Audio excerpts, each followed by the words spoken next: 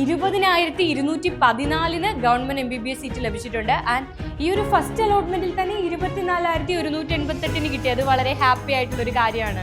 31,731 റാങ്കിനാണ് ST കാറ്റഗറിയിൽ government BDS seat ആദ്യ അലോട്ട്മെന്റിൽ തന്നെ ലഭിക്കുന്നത്. Hi everyone, this is AJ from ആർക്കിനെക്സ്. സോ മക്കളെ, നിങ്ങളുടെ കേരള MBBSന്റെയും BDSന്റെയും ആദ്യ പ്രൊവിഷണൽ അലോട്ട്മെന്റ് പബ്ലിഷ് ചെയ്തിരിക്കുകയാണ്. ഇന്നലെ തന്നെ വരുന്നു, നമുക്ക് അറിയാമായിരുന്നു, ഓൾറെഡി തന്ന ഡേറ്റ് ആണ്. ഇന്നും നാളെയുമായിട്ട് ഫസ്റ്റ് അലോട്ട്മെന്റ് പ്രഖ്യാപിക്കും, പബ്ലിഷ് ചെയ്യും. പക്ഷെ നിങ്ങൾ വറീഡ് ആവണ്ട, ഇത് തന്നെയായിരിക്കും നിങ്ങളുടെ ഫസ്റ്റ് അലോട്ട്മെന്റ്. ഇവിടെ കിട്ടിയ റാങ്കിൽ യാതൊരു വിധത്തിലുള്ള ചേഞ്ചും ഉണ്ടാവത്തില്ല.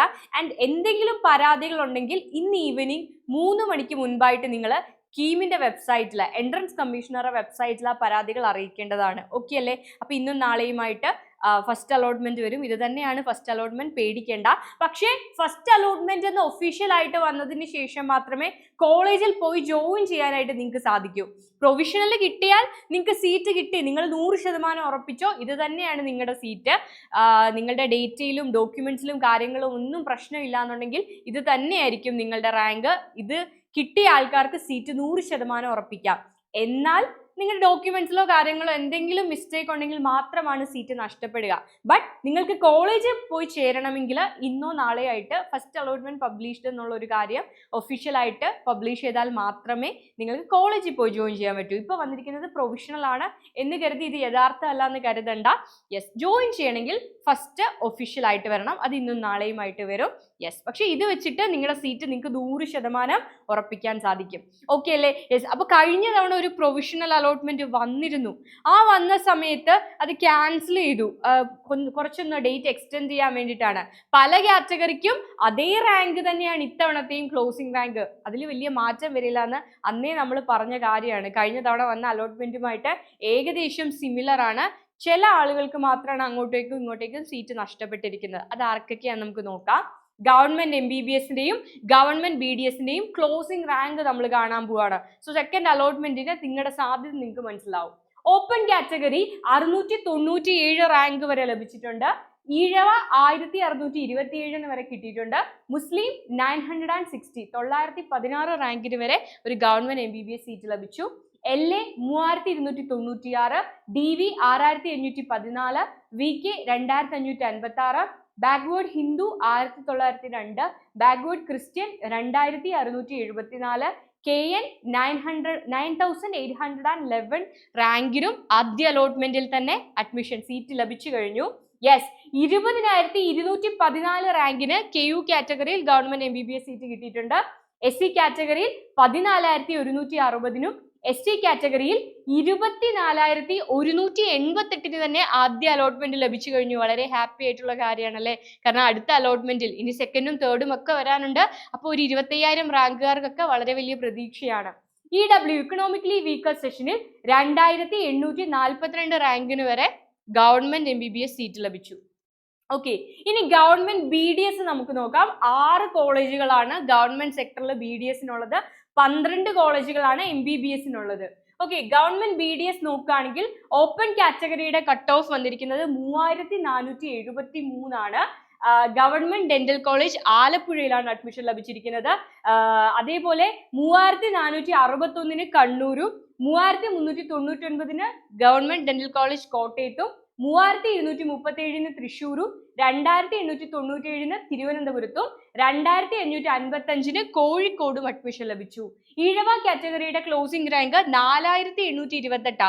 4,828 വരെ സീറ്റ് ലഭിച്ചു കഴിഞ്ഞു. 3,808 ആലപ്പുഴയിലും, 4,828 കണ്ണൂരും, 2,776 കോഴിക്കോടും, 3,733 കോട്ടയത്തും, 3,517 തൃശ്ശൂരും, 3,241 തിരുവനന്തപുരത്തും അഡ്മിഷൻ കിട്ടി. മുസ്ലിം കാറ്റഗറിയുടെ കട്ട് ഓഫ് ക്ലോസിംഗ് റാങ്ക് വന്നിരിക്കുന്നത് 3,702 ആണ്. അതായത് 3,702 ആദ്യ അലോട്ട്മെന്റിൽ ഏതെങ്കിലും ഒരു ഗവൺമെന്റ് കോളേജിൽ ഗവൺമെന്റ് സെക്ടറിലുള്ള BDS സീറ്റ് ലഭിച്ചത്. ഓക്കെ അല്ലേ? യെസ്. LA കാറ്റഗറി നോക്കുകയാണെങ്കിൽ 9,527 കണ്ണൂർ അഡ്മിഷൻ ലഭിച്ചിട്ടുണ്ട്. 5869 ആലപ്പുഴയിലും 9079 ഏകദേശം 10,000 റാങ്കാണ് അവരുടെ ക്ലോസിംഗ് റാങ്ക് ഗവൺമെന്റ് സെക്ടറിൽ തന്നെ വന്നിരിക്കുന്നത്. യെസ്, അടുത്തത് ഡി വി കാറ്റഗറിയാണ്. 11,139 കണ്ണൂർ അഡ്മിഷൻ ലഭിച്ചു. 10,773 തൃശ്ശൂരും, അതേപോലെ ഡി വിയിൽ 8,613 തിരുവനന്തപുരത്തും അഡ്മിഷൻ ലഭിച്ചു. Kozhikode closing rank D V കാറ്റഗറിയിൽ 9,137 ആണ് വന്നിരിക്കുന്നത്. വി കെ വിശ്വകർമ്മ കാറ്റഗറിയുടെ ക്ലോസിംഗ് റാങ്ക് ഇത്തവണ വന്നിരിക്കുന്നത് 3,929 ആണ്. 3,295 തൃശ്ശൂർ ലഭിച്ചിട്ടുണ്ട്. 3,242 തിരുവനന്തപുരത്തും 3,682 ആലപ്പുഴയിലും 3,016 വിശ്വകർമ്മ കാറ്റഗറിയിൽ കോഴിക്കോടും അഡ്മിഷൻ ലഭിച്ചു. ബാക്ക്വേർഡ് ഹിന്ദു നോക്കുകയാണെ മക്കളെ, ബാക്ക്വേർഡ് ഹിന്ദു കാറ്റഗറിയിൽ ക്ലോസിംഗ് റാങ്ക് ഇത്തവണ വന്നിരിക്കുന്നത് ആദ്യ അലോട്ട്മെന്റിൽ 8,016 ക്ലോസിംഗ് റാങ്ക് വന്നിരിക്കുന്നത്. 7,799 ആലപ്പുഴയിൽ ലഭിച്ചിട്ടുണ്ട്. ബാക്ക്വേർഡ് ക്രിസ്ത്യൻ കാറ്റഗറി നോക്കുകയാണെങ്കിൽ 6,220 വരെ അഡ്മിഷൻ ലഭിച്ചിട്ടുണ്ട്. 6,000 റേഞ്ചിലാണ് closing rank. K N Kushavan and related communities ആണ്. 14,937 അവരുടെ ക്ലോസിംഗ് റാങ്ക് വന്നത്. കുട്ടിക്ക് കിട്ടിയിരിക്കുന്നത് കണ്ണൂർ ഗവൺമെന്റ് ഡെന്റൽ കോളേജ് കണ്ണൂരാണ്. എസ് സി കാറ്റഗറിയുടെ ക്ലോസിംഗ് റാങ്ക് വന്നിരിക്കുന്നത് 17,951 ഏകദേശം എല്ലാ കോളേജുകളിലും 17,000 റേഞ്ചിന് തന്നെയാണ് കിട്ടിയിരിക്കുന്നത്.